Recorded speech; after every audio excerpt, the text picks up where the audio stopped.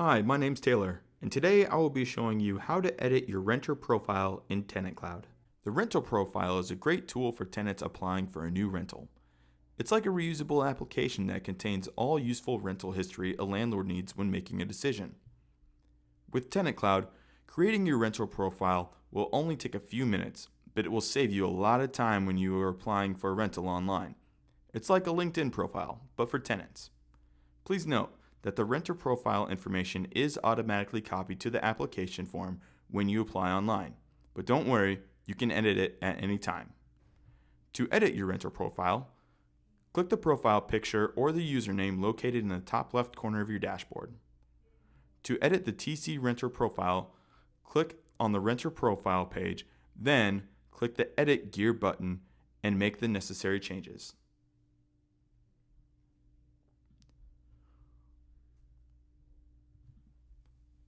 Once you've filled out your renter profile and made any necessary changes to your account, click Update to save.